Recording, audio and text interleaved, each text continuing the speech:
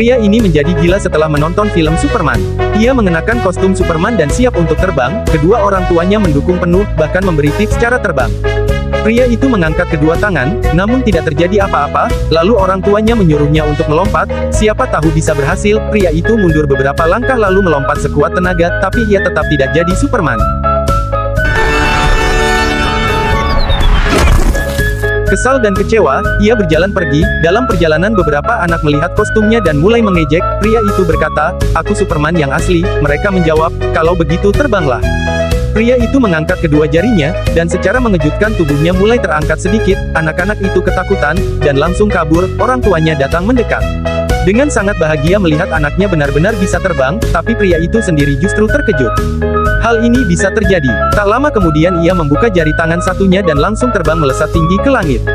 Tapi dia tidak tahu cara terbang dengan benar, dia ketakutan dan terus naik lebih tinggi. Ia menabrak sekelompok burung dan akhirnya terjatuh ke laut. Kemudian ia bertanya pada seorang kakek, "Ini di mana?" Sang kakek menjawab, "Ini Pulau Malta." Pria itu ternyata sudah terbang jauh dari negaranya. Ia pun langsung terbang lagi. Kakek itu hanya bisa bengong aja.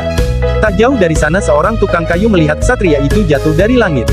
Pria itu mengira dia alien, tapi dia hanya bilang ingin pulang ke Spanyol. Pria itu menunjukkan arah ke Spanyol. Ia segera mengambil ancang-ancang lalu terbang menembus awan. Rasa takutnya mulai hilang, dia mulai menikmatinya, namun tiba-tiba, kenapa Batman dan Spiderman palsu menghentikannya? Sambil berkata, dia itu cuma orang biasa dan mulai memukulnya. Tapi saat pria itu memukul balik, salah satu dari mereka langsung terpental jauh. Spiderman mengeluarkan pedang dan mencoba menyerang tapi pedangnya patah. Pria itu memanfaatkan momen, dan langsung terbang kabur. Ini adalah kisah ketika kita punya mimpi mustahil, kita juga harus bersungguh-sungguh dan bekerja keras untuk mencapainya.